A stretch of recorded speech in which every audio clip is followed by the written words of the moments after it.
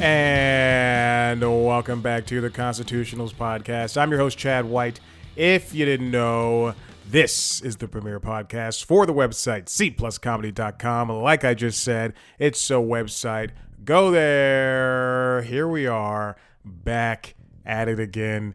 Every single week, I sit down, I come in front of the microphone, I talk into the microphone, I edit a video, I put out the video, we do the microphone stuff again. we put it away, the opposite of the microphone. And we are doing it again. I'm Chad White, I'm your host. Episode 281 of the Constitutionals Podcast, the premier podcast for the website, cpluscomedy.com. Like I just said, it's a website. Go there. I don't know if I said that part. It's like Schoolboy Q. All right. Seems like I just have Tourettes with song lyrics.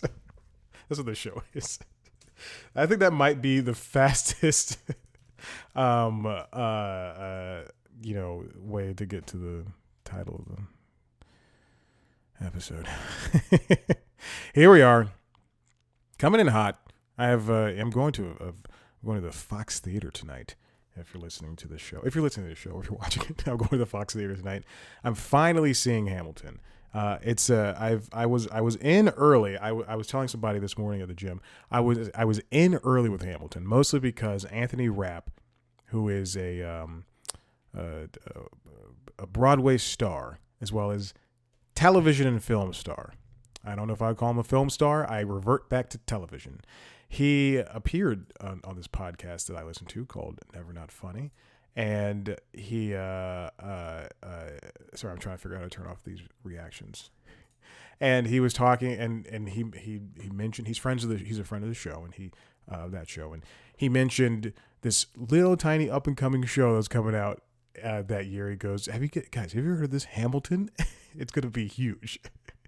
And he bragged about it, and then the guys were like, oh, okay, wow. And then it came out, and it friggin' blew up. And I remember that, I believe that fall, or whenever the album came out, and it was on sale, I believe, on Google Play, when they still sold music, and I bought it. It's the one time I've ever sat down and bought like something. I didn't buy a lot of music off of Google Play. Some of it was iTunes. I know there's a lot of stuff that is still connected to my iTunes account, which used to be my sister's. She named it after both of us. That's very nice. She only had an iPod. I did not. And then I got an iPod when I in high school, the iPod Touch. And then she got her own another iTunes account. And then I just took this one. And there's a lot of free episodes of television on here. When they used to give away free episodes of TV, I have like the pilot to American Dad, and then like shows I would never watch. It's like shows from Bravo and shows from like old Disney shows, canceled shows like Pan Am. I think I have the entire series of Pan Am because I gave it away, and I was like, free TV show. Anyway, it's a little history about me. All right, let's get into this episode. This comes from Variety, written by Rebecca Rubin. Speaking of old shows, or new shows, whatever, or movies. Disney strikes deal for Sony to take over its DVD, Blu-ray disc business. Last week, it was noted that Disney might be wanting to get out of the business of producing physical media, which is a shame because there could be a loss to lose. There could be like Disney not printing its old movies. Which they did in like the early 2000s, in like the 90s and the early 2000s. Remember the Disney Vault? Oh my God, I hated the Disney Vault because you would see those commercials of shows and movies like Lion King. Oh, Lion King Diamond Edition is coming out. It's only going to be available for a limited time. The Disney Vault, basically, let me see when this happened. You'd have movies like Snow White and the Seven Dwarfs, Pinocchio, stuff you couldn't buy all the time. And I was always concerned about movies. They even put sequels in the vault. The Lion King 2, Simba's Pride, Cinderella 2, Dreams Come True. I've seen every single one of these movies. I'm looking at this list. Lady and the Tramp 2, Scamp's Adventure, Return to Neverland, Bambi 2. I've seen every single one of these movies. And Little Mermaid Ariel's Beginning, which is a prequel. But now all this stuff lives on Disney Plus, and streaming has become this giant juggernaut. And physical media, people don't collect things. Again, that bookshelf to over my shoulder if you're watching the video is filled with DVDs, Blu-rays, and 4Ks, movies and TV shows from the late 90s, early 2000s, all the way up until last year. I think that's the last time I bought a disc. I'm still buying discs. I love discs. I put them in my Xbox or my PlayStation, and I let it ride. Every time I tell people that, or they come over and they see that, and they see the collection, they go, "Who still buys discs? This is all about streaming." I'm like, listen, honey, things get taken off of streaming all the time. Things bounce around. Even when it comes, I'll even buy stuff on digital, which I do, which is like the main way I buy things now. But I think it's always important to own something, because I can't tell you, sometimes in this apartment complex, strong wind blows and the internet goes out, and then I just go, okay, well, sometimes you can play a game because now they're all connected online. I think if the internet went out right now, the Steam Deck, I think the Steam Deck, the Xbox, and the PlayStation would all have. And that reminds me, did I pay my internet bill? That is a very big reminder for me. Oh my God, it's already been paid. That's interesting. Yeah, I guess so. Whoa. All right. I guess it auto-paid. But now Disney is outsourcing the entertainment, that manufacturing and distributing side to Sony Pictures Entertainment. Not just Blu-rays and DVDs, but other physical media as well. As part of the deal, Sony will market, sell, and distribute all Disney's new releases, catalogs, and catalog titles on physical media to consumers through retailers and distributors in the U.S. and Canada. Disney will continue to manage its own digital media like premium video on demand. Oof, man, that's a we have games from Microsoft being published on PlayStation and Nintendo and PC, and then we have Sony games being published on Xbox and PC. It's always so. It still feels odd to see things bounce around like that, but that's how everything has always worked. Abbott Elementary is a very popular show on ABC, but it's produced, I believe, with Warner Brothers, because it's under a Warner Brothers banner. There's plenty of Paramount things that have been produced and released and distributed with other labels and everything. Physical release disc sales have been declining. In the U.S., they've dropped 28% to $748 million in the first half of 2023, compared to the $1.5 billion in the prior year, according to data from trade association DEG, the Digital Entertainment Group. It's my favorite rap group. It projected that 2024 will be the first year revenue drops below $1 billion. Best Buy is getting rid of its DVD and Blu-ray sales in early 2024, or discounted sales of that, and now it's going to move on from that. Netflix's decision, I couldn't turn off the thing. I couldn't turn off the thumbs up thing. Netflix stopped doing its DVD by mail service. Walmart, Amazon, and Redbox are still selling copies of Avatar: Way of Water, Avengers, and things like that.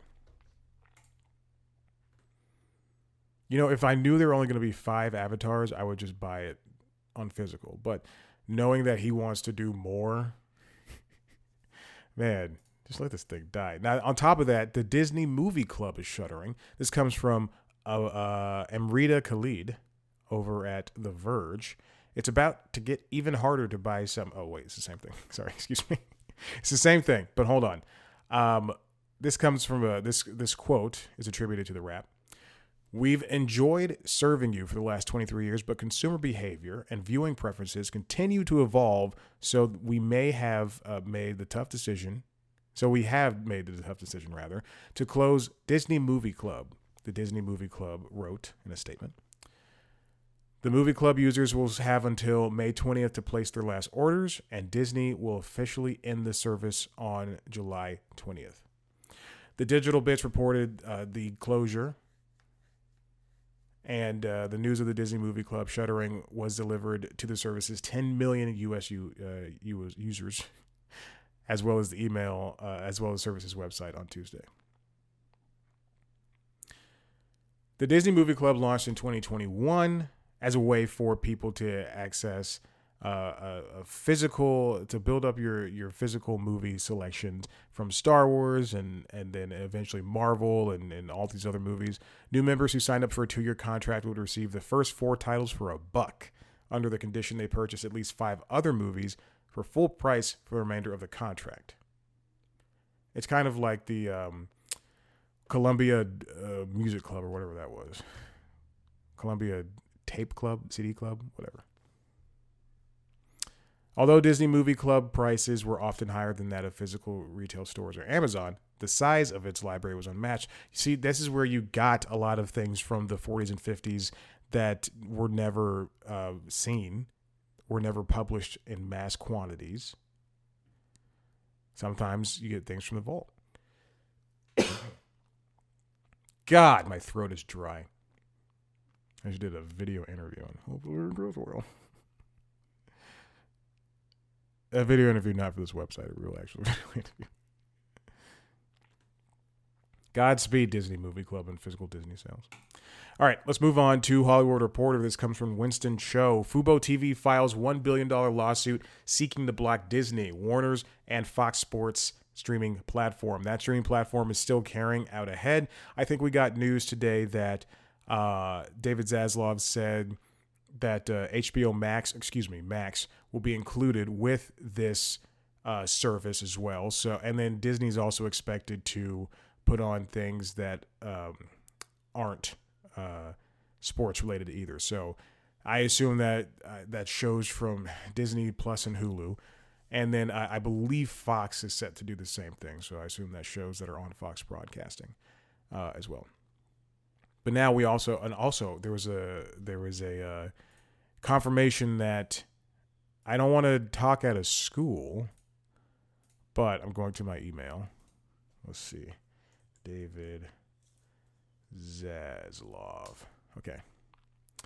I don't want to talk out of school, but I do want to note that David Zaslav did say that HBO Discovery, so all the stuff from Max is going to be on there, and it is noted that the 3 companies plan to. This comes from The Wrap, written by Eileen A.J. Connolly. Too many names. Max will be available in bundle with Mega Sports app. David Zaslav says, and she writes that ESPN Plus, 2U, SECN, ACCN, ESPN News, Fox, FS1, FS2, BTN, TNT, TBS, True TV, and ABC Network will all be on there on a non-exclusive basis. Wow, that's a lot of letters to be put together. Now, Fubo is, again, the streaming platform that is cable, essentially, just like YouTube TV, just like Hulu with live TV, just like Sling TV. And actually, I remember I was in the Sling beta, and I got TV. This is when I was in college, and I got TV over my Xbox, and it was so great to have live TV and not pay for it, and it be a legal thing, and you could just bounce around the networks and stuff. Oh my God, it was the best being in that beta. I love that, and what was that on Xbox One or Xbox 360, and you could just. It was slow and probably cumbersome, but man, it was great. And I had the futon's gone now, but I had a futon. Yeah, that used to be in this show. I used to sit on it in my second bedroom of my old apartment, that was my bed for a long time, for a couple of months. At first, it was an air mattress, and then it was that, but that turned into it became a couch. Obviously, when I was watching Sling TV and then I was going to bed, I would fold it down. And then when I got a real mattress, it became my couch in my bedroom. But yeah, I remember doing that. That was the golden era. It was like right before streaming hit. I miss those times. I really do. Things were so much easier. I had so much more money when I was a senior in college. The lawsuit filed in New York federal court on Tuesday under seal names Disney, Fox, and Warner, and it seeks to block the joint venture. Is ESPN Plus going to be? Oh my God, ESPN Plus is also going to be in there.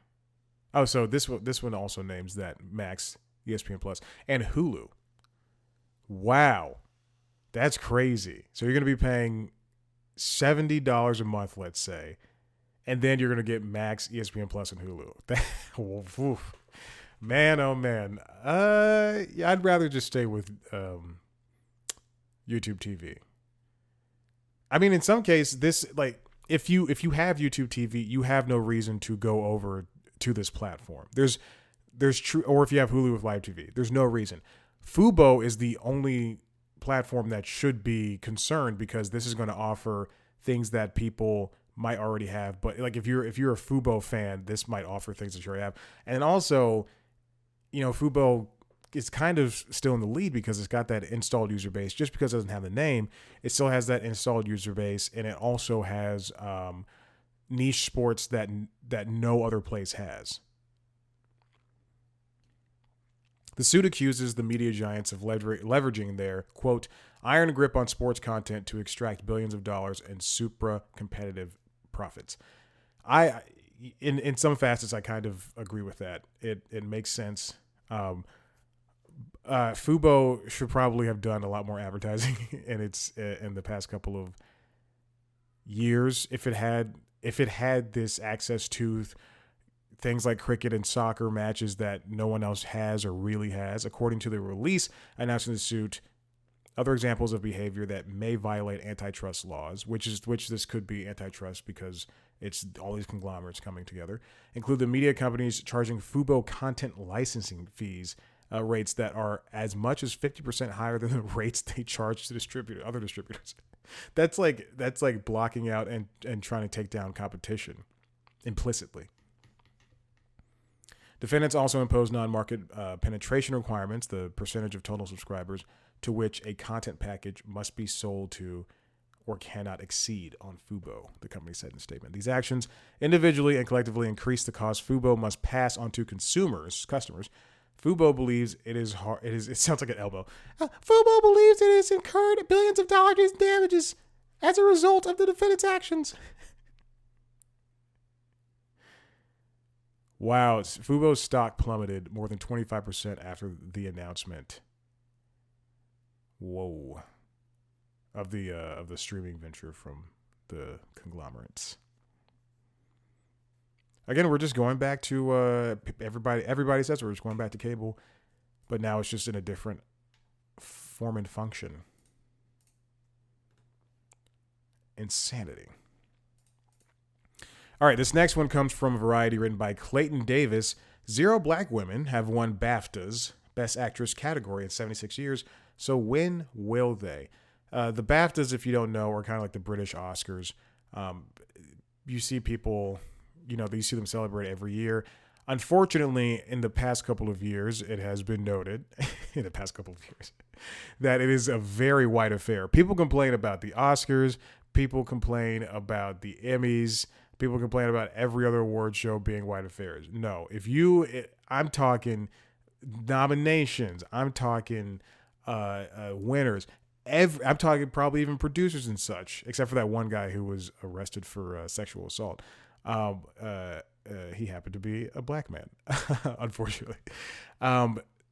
It really, really stinks because the BAFTAs often get overlooked for their racial prejudices, and people all the time, those British actors, they'll go, and then every so often somebody will say, "Oh, it's not this black woman haven't been in the thing," but then you look at the actors in the movies.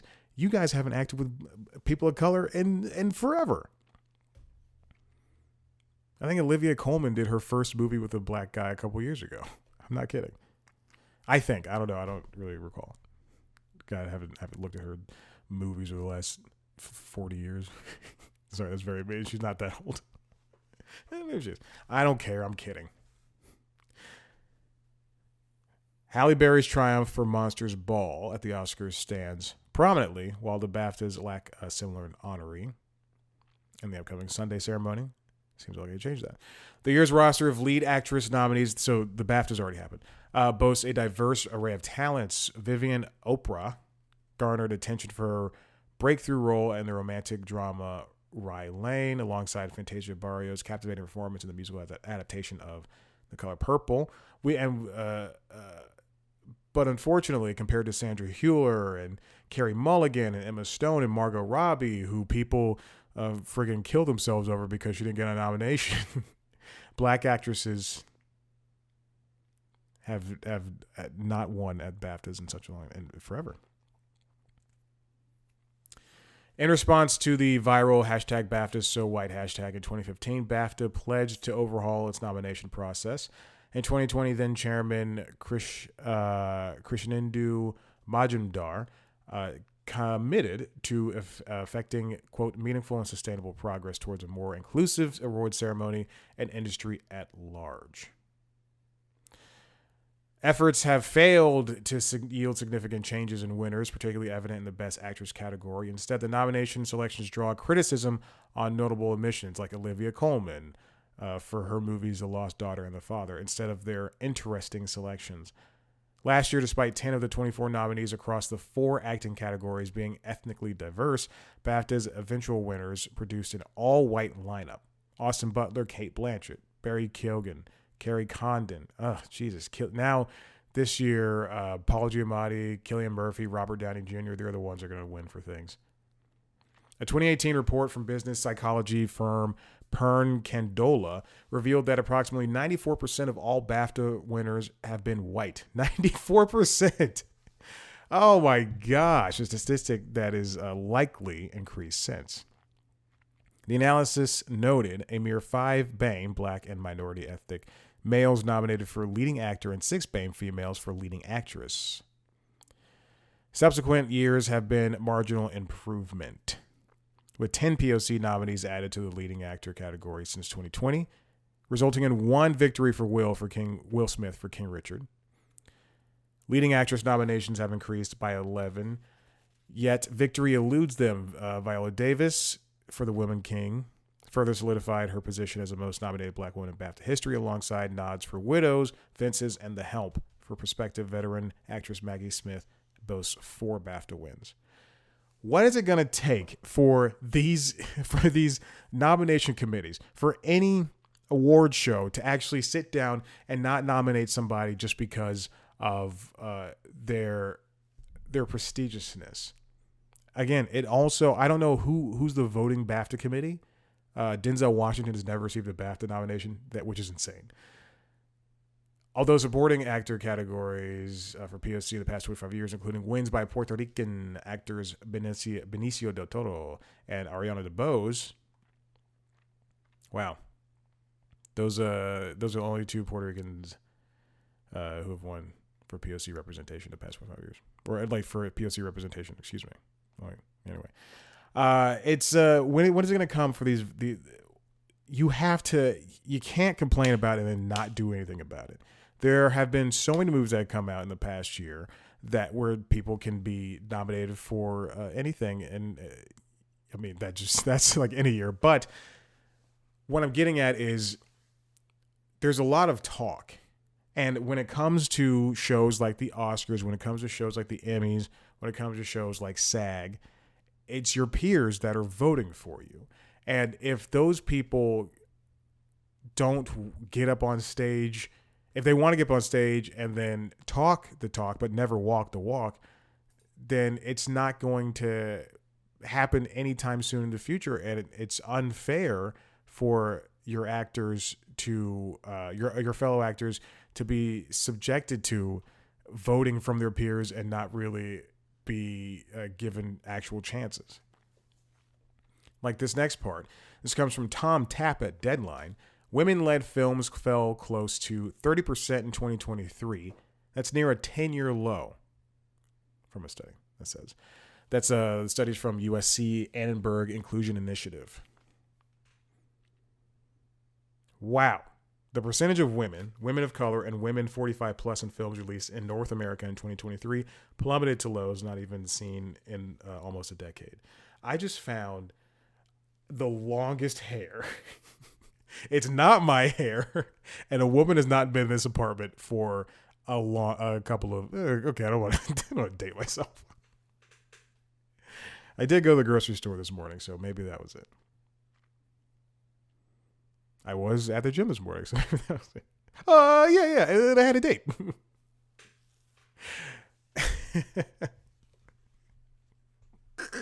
All right.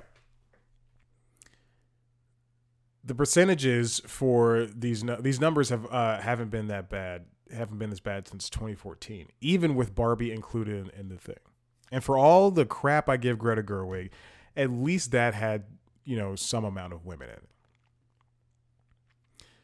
USC Annenberg analyzed the quote gender identity, racial ethnicity, and age of leads and co-leads across the top 100 grossing films from 2007 to 2023, which encompassed more than 1,700 titles in all. These are not good numbers.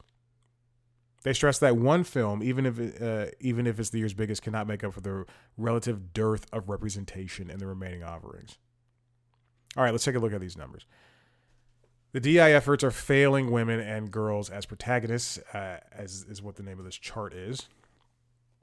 In 2007, there were 20 movies.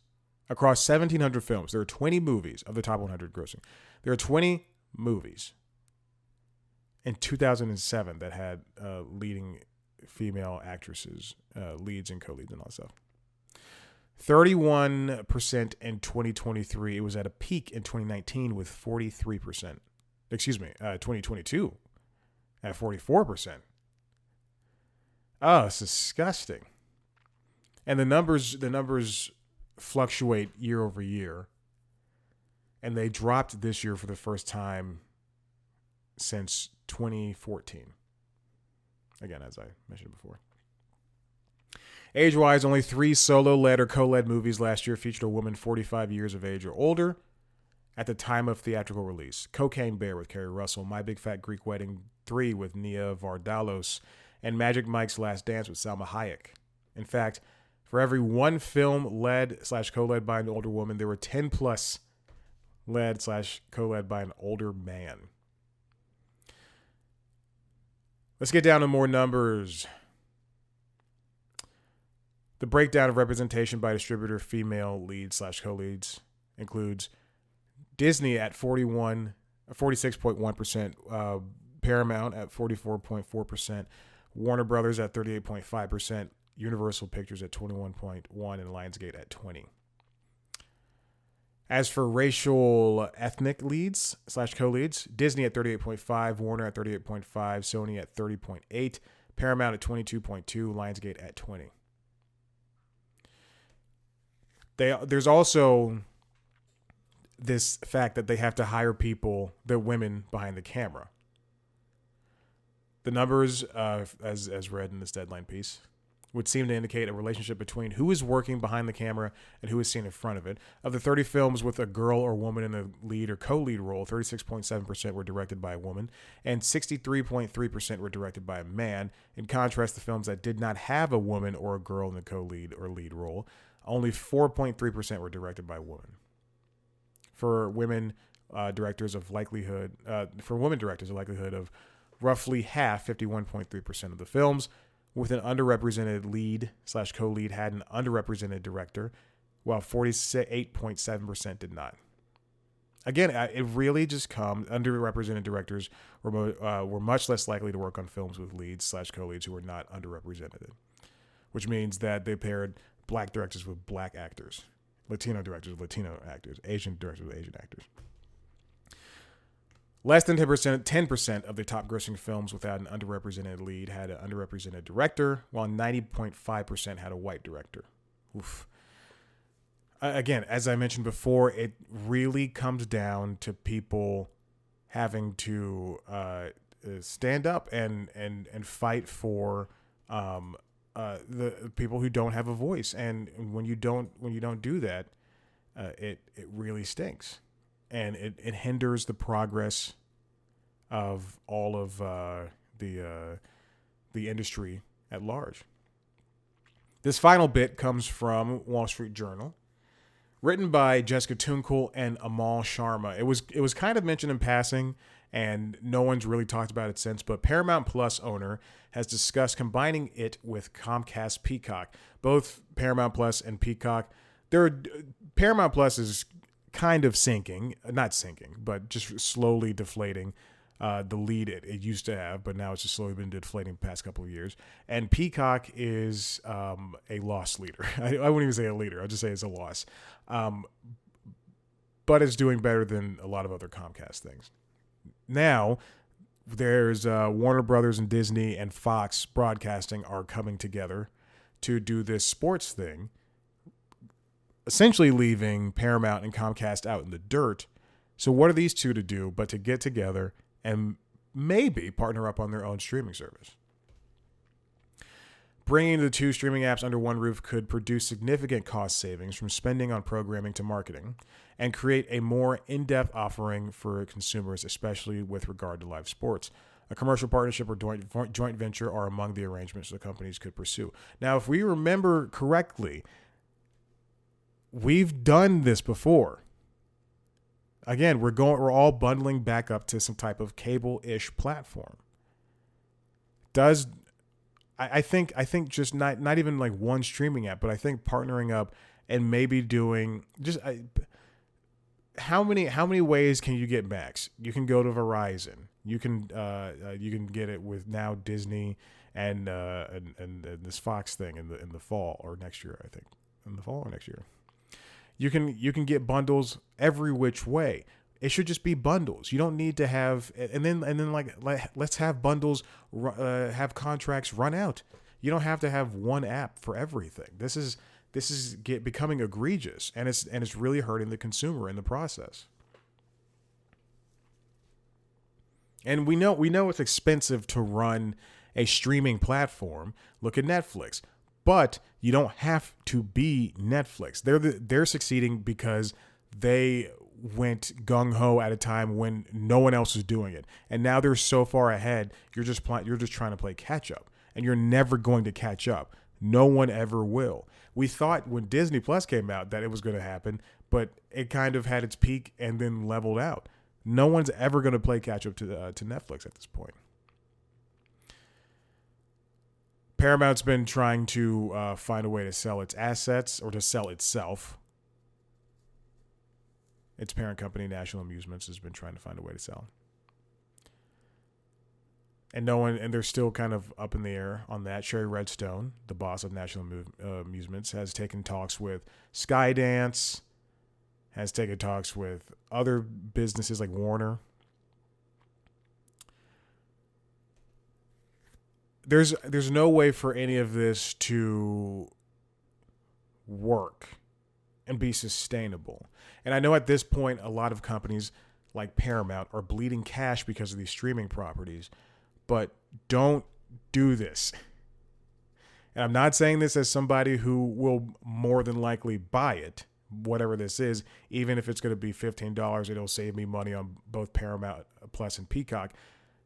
Don't do this. This feels anti-consumer. Because we just got Paramount Plus. We just got it just got Showtime. Peacock is still getting in its groove. Team up for a bundle. That's the thing that'll work for you right now. But throwing away an app and trying to get people to move over to another thing, look at Max. People are still chastising Max as the dumbest name. I still call it HBO Max. And people have been proven, you're not Netflix. Netflix, they can put on a password sharing blocker thing and people will sign up, as we've seen in these Q4 results of the past quarter. That's what Q4 means. But Paramount and Peacock, they're not Netflix. You're not going to be able to right size the ship by making one app. Because I think the regular consumer is going to say, "Oh, Paramount Plus is gone. Okay," and then they're going to move on. Or they're going to go to Amazon channels and go, "Oh, that's where it is," and they're going to get through that way, and you're going to get less money that way because Amazon's taking a piece of the pie. Anyway, that's my 2 cents on that whole situation. Look, if you liked what you heard here, head to the website cpluscomedy.com, where I sit down and talk to your favorite people in the entertainment industry. The most recent interaction is with the comedian Chris Martin. We talked about his new debut album that just came, not debut, I think it might be his sophomore. I think it might be his debut. I don't remember. It was a great conversation, though, and it just came out today, the day that this releases. It is an above average comedian. He's a very funny guy. He's British. And yes, we do talk about his name in relation to the show, to the Coldplay singer. It's a great conversation. You can watch a video version of that. You can listen to the audio version that just came out prior to this. We watch a video version of that on youtube.com/cpluscomedy under the show The Interviews. Yes, a very good title. You can also watch video versions of the other podcasts I do, LinkedIn Logs, which is the Jobs podcast, and Late Night Lately, which is on hiatus this week, which is the Late Late Show podcast. What is the tagline of that show? I think it's like, am I just Googling Late Night Lately podcast? Okay. Late Night Lately podcast. It is the Late Late Show, right? Hold on. It's the Late Late Show podcast. I don't know. Who cares? Listen to the show. It's fun. I do late night stuff. If you want to see, again, video version of the show, it's on youtube.com/cpluscomedy and all that stuff. Go to the website. Do that. You can follow us on TikTok, Twitter, Instagram, Facebook, YouTube at @cpluscomedy. Me on all those platforms at Chad Black White. Thank you so much for listening. I appreciate it. And I'm going to keep vamping until it gets to the part where I could actually throw to the outro and just bring up the music ever so slightly. And that's coming right about now.